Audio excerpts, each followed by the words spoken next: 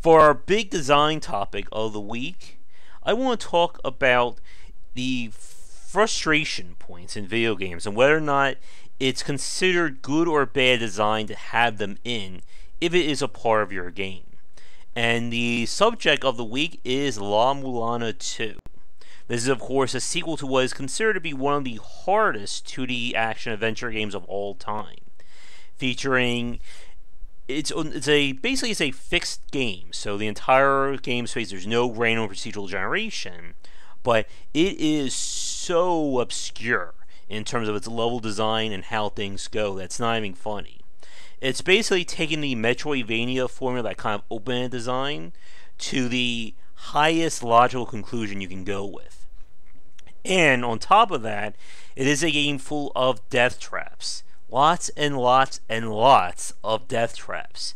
This is a title where you can spend 15-20 minutes of play and then all of a sudden get crushed by a collapsing wall that you never saw coming, and then you have to repeat the last 20 minutes of play again.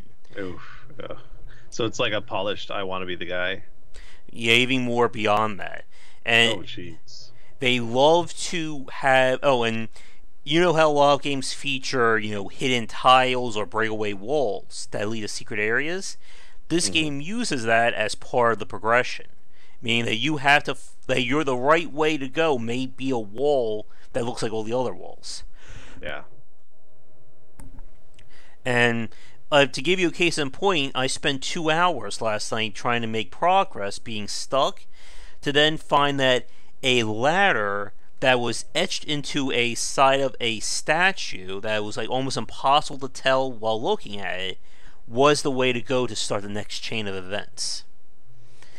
And they also love to give you multiple areas, and you may find a puzzle and you're not sure if you can solve it now or if you need an item from somewhere else, but then you have to backtrack over there.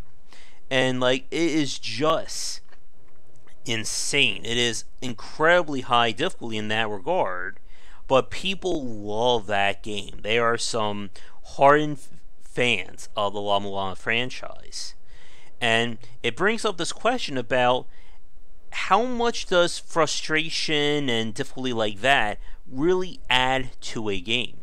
We've talked about this before with the concept of fun pain that we see in mobile design.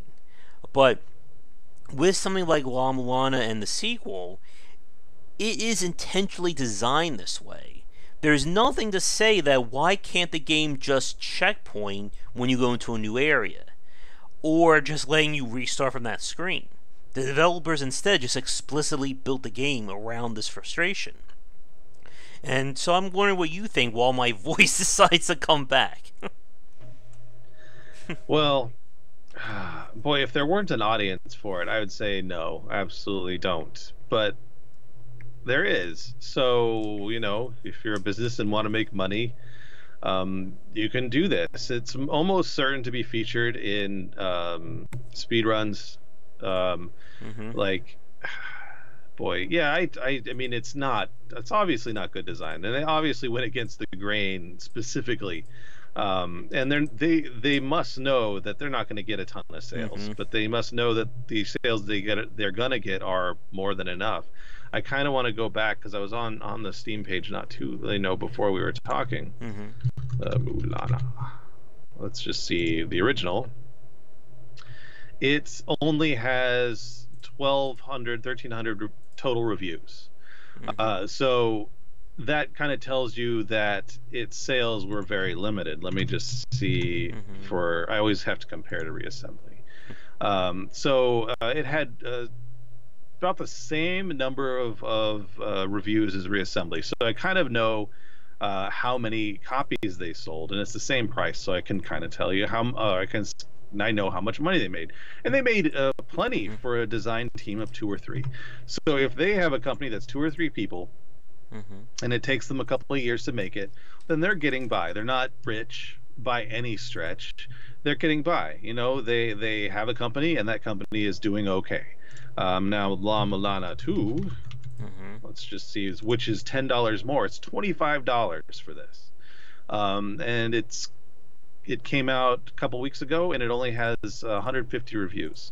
So by that, you can basically say, because the ratio is, there is a ratio of reviews to purchases, and that ratio is, oh gosh,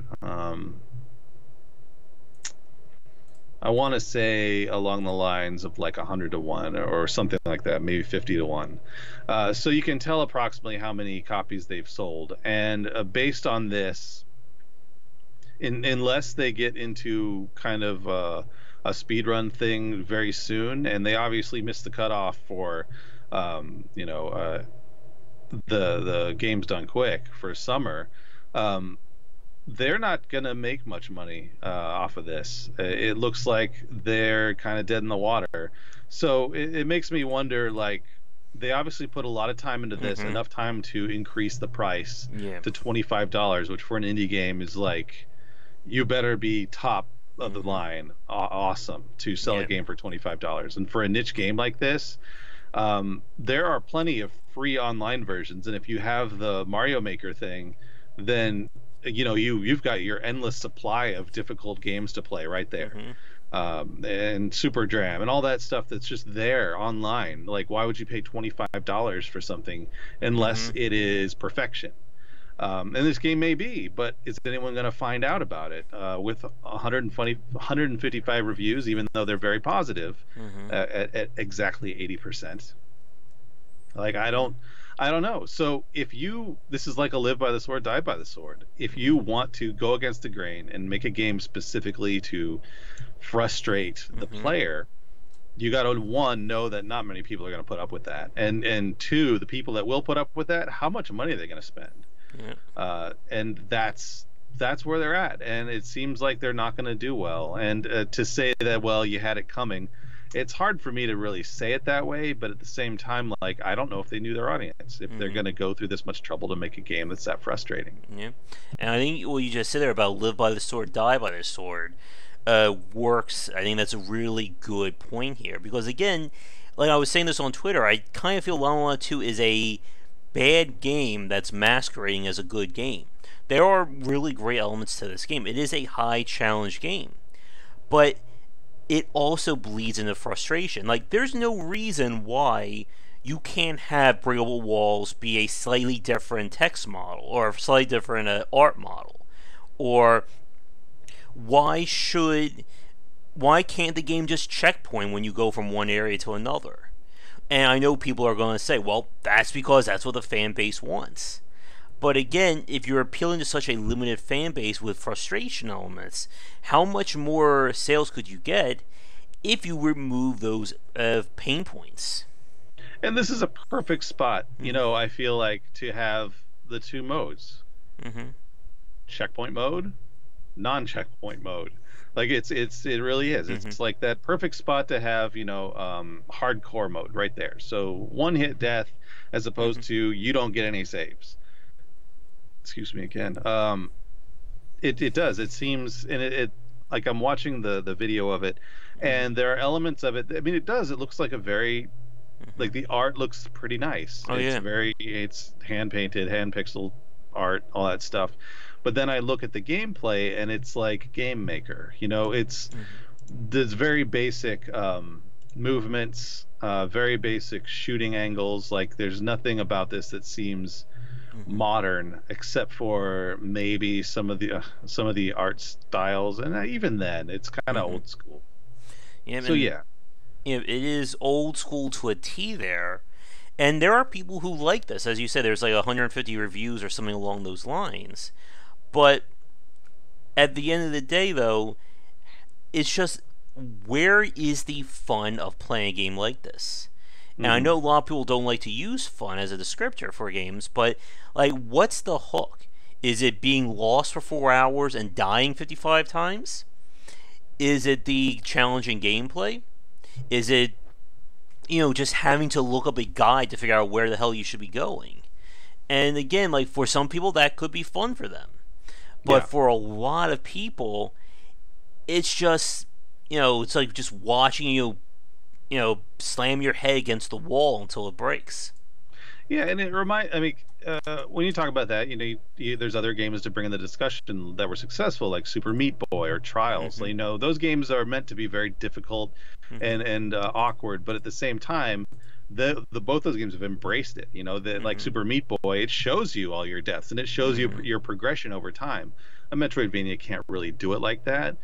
Trials was also had that same element. Like you're competing, you get to watch other people's failures and successes and emulate and improve on that kind of stuff, and that's very satisfying as well. But it also has a very gradual difficulty per level. But when you have something like this, you really do. You have to. I think was it who said that? Was it King Me? Yeah, you said like you need to have the crowd on board. Perfect. Hmm. Yes. Get that Kickstarter going. Make sure everyone's aware of it. Maybe they did have a Kickstarter. I really don't know the history of it, but whatever they did, right now on Steam at the very least, it's not succeeding. Now it's only been 2 weeks, but Hmm. that's the time when you sell the most. Yep. And like with this, and I know a lot of people are going to either watching or in the comments recorded are going to bring up something like Dark Souls or Bloodborne, which is another very challenging game. But I think the difference is that the challenge is more on the player's end. It's about you getting better at the game. In La-Mulana, you were going to die to death traps because there's no way to know about them. You walk into a room, the ceiling collapses on your head, you're dead. Like, how was I supposed to dodge that? Hmm. And that kind of death, those kinds of frustration points aren't looked at as favorably. In a game like Dark Souls, or even when we're playing with Dead Cells, that when you die, you kind of know what you did wrong. You can improve there. There's that sense of I'm learning as I'm playing this game. Hmm. With something like La-Mulana, the same thing reminds me of a game like 1001 Spikes. It just feels like I'm getting punched in the face until I figure it out, and then I'm going to the next person who will start punching me in the face again. Yeah, and like there's always that audience, right? But it's obvious that this audience is not is not saying yes, I love this right now, and thank you for giving it to me. And I do believe half of it has to do with the price point, Mm-hmm. because it had a La Mulana won, and it did pretty well. It did enough for them to be successful and come out with a second game, and that's always the first step. But the second game is the same as the first game, but priced 67% higher. So Mm-hmm. that confuses me. That is like your basic kind of ignorance as to what someone might pay. You have exactly what someone might pay already established, and you go against that. Mm-hmm. Yep. And I'm just like looking at some of the more discussions about like on their Steam page, and yeah, there's a lot of people who are confused by how to play this game. Yep. Well, Uh, you go ahead. I Go was ahead. just on King's comment there that death caused by the player skill leads to learning. If I fail because I didn't time a jump right, I can adjust that. Death caused by RNG or trial and error, that's frustrating. If I die because I didn't real because there was a death trap that there was no way to know because I sprung it, you know, yes, I'm learning, but that's not really something that you can improve on. It's kind of, I think, the same thing for a lot of the Kaizo games. Like, when you play a Kaizo game, you're going to die because there's no way of knowing where those Kaizo blocks are. Nobody in their right mind has ever beaten a Kaizo game on their very first try without dying. When you watch speedrunners, they can still mess up. Like, I've seen, like, at GDQ, they may still have 5 to 10 deaths. But that's compared to maybe having over 3,000 deaths when they were trying to learn the game. Yeah, and the other part that you mentioned that really kind of kills me is Mm-hmm. the Metroidvania aspect. Because, like you mentioned, what happens if you didn't see an item Mm-hmm. and you go Oh, all the way yes. through this level, and then to me, that's like this is a level design that happened a lot in the older days, Mm-hmm. like in Doom or whatever, where there's a key and there's a door, and the key is way far away from the door for some reason. It That kind of thing frustrates me because it's just not logical, and it's just about like, oh, now you have to go and scour the rest of the level to find this one thing. And in a game like this, as the game expands, like Oh, yeah. you get to a point where you have to scour the whole game.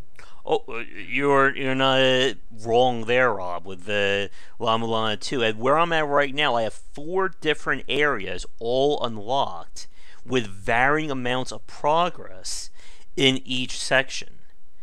And it's at this point where it's like, okay, I'm going to go here and make a little progress to get the item that I need to go back over here to get a little more progress, so I then go back down here to maybe grab the item that I then need to go back over here to then hopefully start opening up some more doors and then go back over here and then move forward.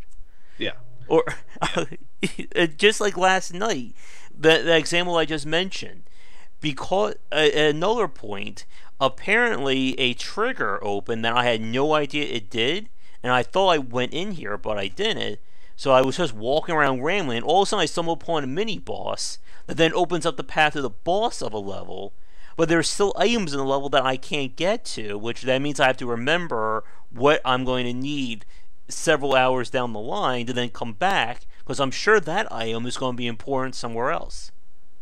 Yeah, yeah, I've run into that in adventure games, and it kills me in adventure games, and those are relatively small in scope compared to a game like this.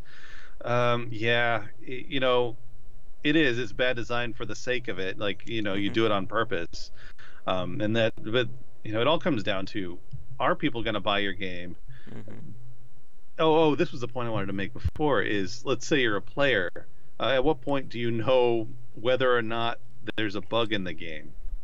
Exactly. That's the part that kills me. So you either forgot an item way long ago, or there's a bug in the game, and you literally can't progress, but you don't know because there's a bug. Yep, exactly, and that's the point with something like La-Mulana 2. That if I'm stuck, there's only 3 possible reasons. 1, I don't have the item that I need to solve this puzzle, so I have to move on. 2, I do have what I need, but the game is not really giving me the clues I need to solve the puzzle, so I'm stuck. Or maybe it's bugged, and I'm not even supposed to make any progress at all until they fix it. Yeah. Yeah, it's tough. And it's tough reviewing a game or coming up with opinions of a game that I would never want to play. I mean, you're obviously playing it as a reviewer. That is what you have to do. But like, you know, as someone who would probably not buy it based on my limited knowledge of it, it is hard for me to recommend anything about this. And if someone comes up to me and says, "Well, I love this kind of game. What should I get?" I'd basically point them to, you know, I want to be the guy and stuff like that, and then maybe go into, you know, forums or whatever and find what they like, because you know, they're the sadists or the masochists. You know, the developers are the sadists, and that's just kind of the relationship there. So I just can't get over the $25. I'm sorry, you know. In an era where most people won't buy games unless they're over, you know, under $10, unless it's like the one they want, then yeah, $25 is a difficult thing to wrestle from people. And we've been talking about the Kaizo games over this section, and I think there's a very big point or big differentiation between them. When you watch someone play something like I Want to Be the Guy or stuff like that, while it is challenging, they do everything they can to smooth that frustration. When you die, you immediately restart. You're right back at that same room. Most of the I Want to Be the X games, they keep it either single screen, or maybe 2 or 3 screens before the next checkpoint. Yeah. So when you die, you're not losing that much progress. That's true. In La-Mulana, you can very well lose 15 to 20 minutes plus of progress due to some death trap or an enemy getting a lucky hit on you. And of course, people will be saying, well, that's the point of the game. But at what degree are you just making things frustrating for frustration's sake, rather than giving the player a fair challenge? And I'd hate to be the person testing it. I'll be honest. Like, I'm assuming, of course, that they did have testers, but like, as a tester, you have to play it all the way to the end multiple times. So like, you're going to be having to talk to the developers and say, "Hey, where's this thing? I can't. What the hell is this thing?" Yeah, and to which then the developer should say, "Oh, maybe I need to make that more obvious," or find it, you jerk. I hate you." Yeah. But of course, God. they can leave that stuff empty and try to make the game be more mysterious. Yeah, El Gordo, perfect. Yeah, it's the temptation to throw the console against the wall. For me, it would be like the temptation to pick up my desktop and throw it at the floor. Hmm. Yeah, and again, like there may be a market for it, but how much more? Like, here's the big question: how much more would La-Mulana 2 be improved if it featured auto checkpoints, or if you painted the walls a different color, or you gave the player some hints? Now, some people will argue, well, then it's not the same game anymore. But would it be a better game for it? And I don't know the answer for that, because this goes back to what we were talking about with something like Getting Over It or Surgery Simulator, I Am Bread. That this game was explicitly designed this way. Like, I do not doubt for a second that the developers for La-Mulana 2 put everything they wanted in this game. Like, nothing feels like, them just saying, oh, let's just put this random thing here. No, they put it here for a specific reason. But do you reward someone for achieving their goal like that, even though it doesn't feel like it's as good of a game as it should be? Yeah, I mean, that's a great point. Like, yeah, it could just be masquerading as like a bad game, trying to act like that's what they meant. Because, you could be a master game designer and have a game like this that you like the player hits like you play this like you play the player like an instrument. Like they hit every pain point and they feel exactly the way you want them to feel the whole time. And you're this mad genius that only a few people can appreciate. But I look at a game like this and I just see that certainly the level of art polish looks there, although some of those cutscenes kind of counter that a little bit. You can see that the game seems a little clunky here and there, and so that whole argument of the master designer kind of goes out the window a little bit, because when there's a masterful like game design, everything's perfect, not just the gameplay, but the art, the execution is all like hits all the notes. This one, you can just see in the video, doesn't hit the right note, doesn't hit all the right notes, and so you then you have to start questioning it. But again, I based on what you say about actually having played the game, certainly I'm never going to want to. I might watch a speed run of it, but then I think I'd not want to buy the game even more. Yeah, exactly. It's one of those games where the experience is so brutal that I can't imagine somebody wanting to play it a second or third time once the whole ordeal is over. And like it goes back to that discussion about like that kind of strategy guide focus, that the game expecting you to have a guide or talk to people, but that to me is not an example of good development. That you should be able to figure things out just by what the developer presents to you. And by that argument, it's like that requires there to be a large enough audience to have discussions with people. And here's the thing, for those of you watching this right now, Thorn's not joking. That is a legitimate point right there. Oh my about La-Mulana 2. That's funny. I saw that and I'm like, oh, that's pretty clever. And then you say that's real, and I'm like, oh God, that's awful. It is not a joke there. That is a real statement about La-Mulana 2. Oh, good. And can't beat the second squirrel boss. I think I actually beat him last night too. But yeah, I'm not gonna.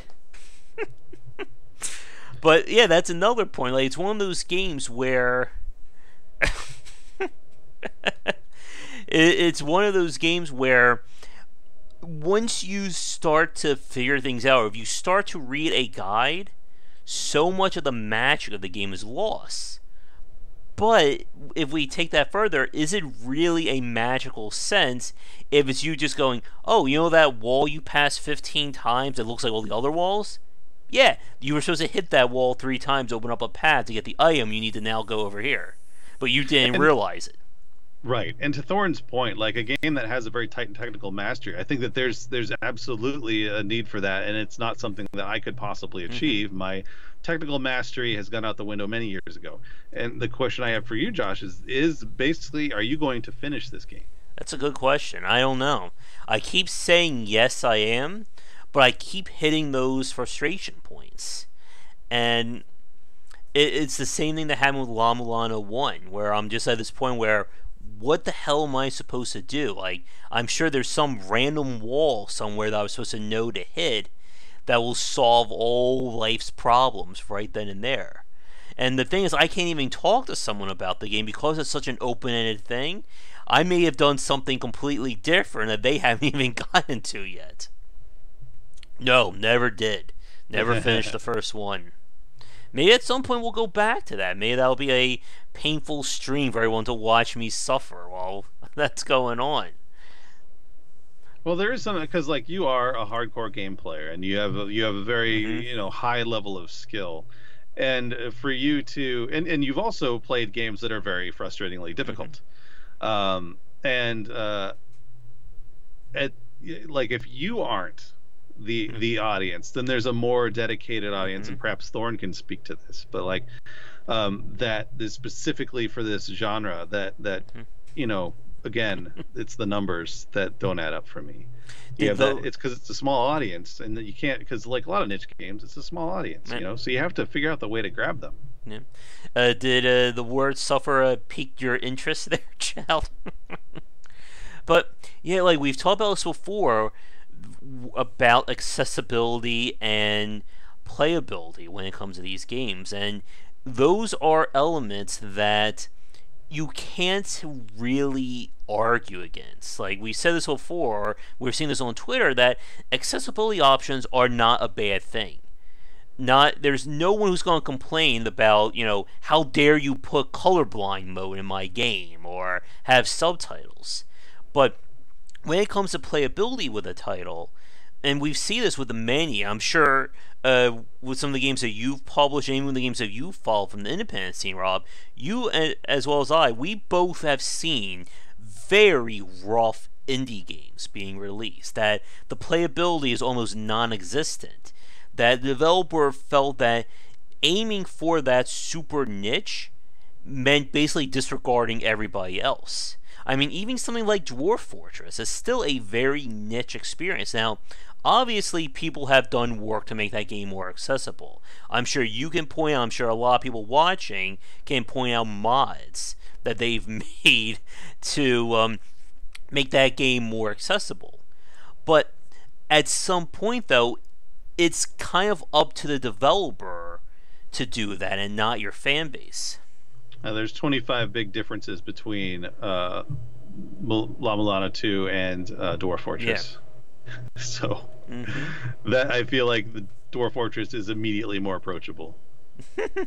Oh, I'm sure anyone watching this recorded, a La-Mulana fan's going to love to comment on that one down below. But yeah, it all comes back to, again, how someone is supposed to approach your game. If you give them like the tool, like, do you really, or have you really given the player the tools they need to win? Or are you just throwing things at them and saying, okay, here's a death trap, die to it, and now you learn it, so you can avoid it next time.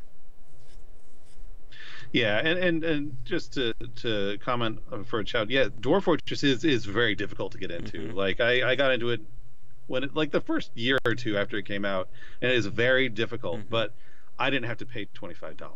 That's my point. And like I am willing to go and look, because it's a very different type of game. So looking up strategies and stuff, I don't feel bad doing, because there's a million different ways to approach it, and a million different ways to make it easier or harder based on what you want your experience to be, without there being difficulty levels. Yeah, the experience is variable, just like with any kind of simulation or city builder game.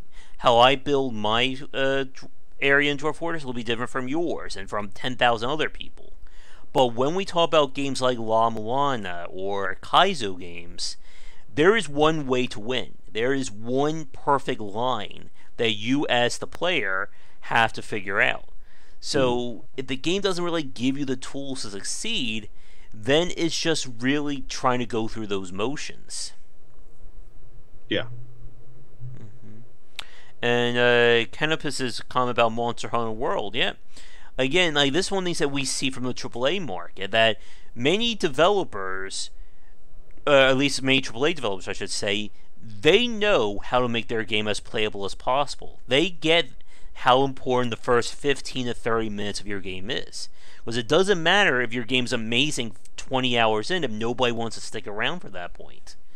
And I think it's kind of lost on a lot of independent developers about why it's so important to make sure your game has a strong beginning.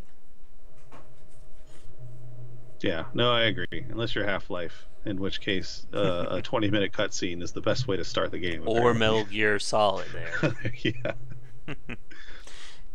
Yeah, and again, like the challenges between something like La-Mulana and Dark Souls are such different. They both require high skill, but it seems more on the player's end in Dark Souls rather than more on the design kind of just messing with you in La-Mulana.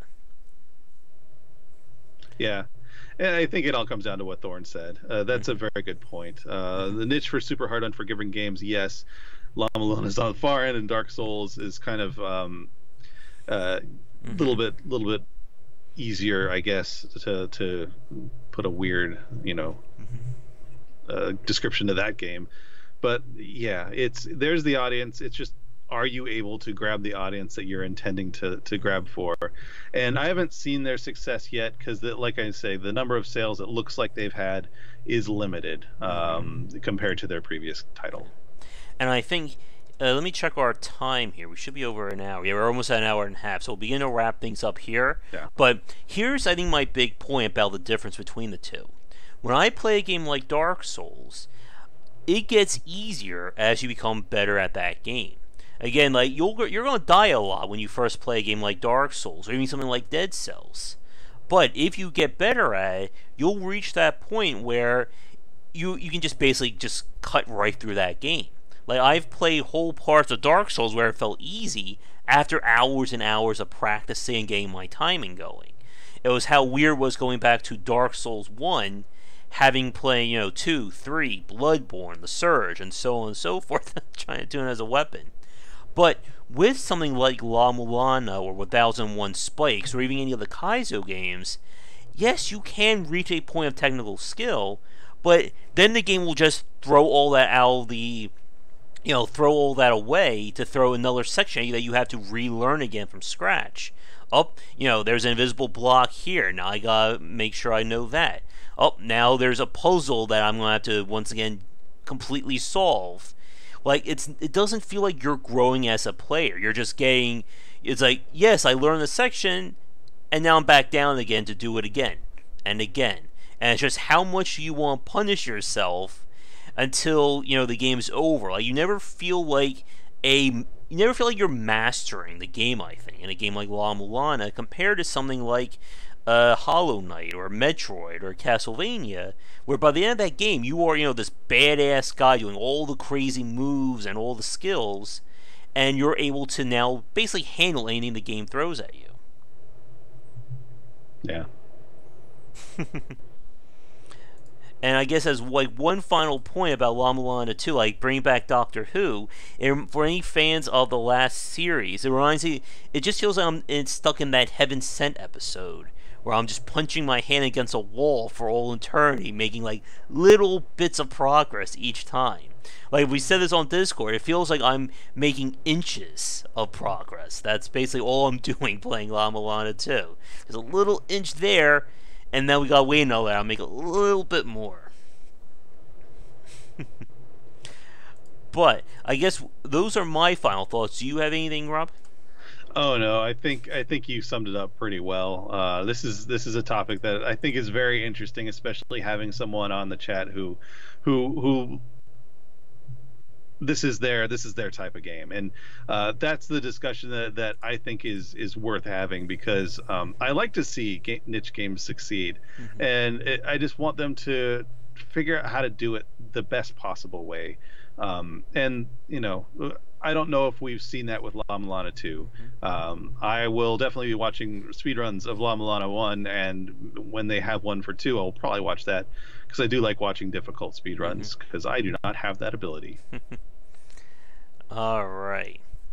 But I think with that, we'll wrap things up for this week. I don't know what I'm going to play tonight. I guess I could show more of La-Mulana 2 if you want to watch things like that. But we'll see what happens. But otherwise, thanks so much for everyone coming out for watching us live. If you are new, be Left 4 Dead, be sure to check out more here on the Game Wisdom YouTube channel. And if you like these videos live, or I'm sorry, recorded and uncut, or I'm sorry, ad-free and uncut, you can subscribe to our Patreon, patreon.com/JoshBycer to get VIP access. We'll be back around probably 3:30 next Sunday for our next chat. And Rob, I'm sure once you're finished with your move, you'll be going back to streaming, right? Yeah, I'm hoping to be able to get back to streaming a bit more, and hopefully I can remove this very incredible background view for everybody. All right. But tune in tomorrow for the new Dissecting Design for those of you watching live. And I'm sure I'll have some more videos to look at over the week. But until next time, have a great Sunday evening, and we'll see you all next time. Until then, take care.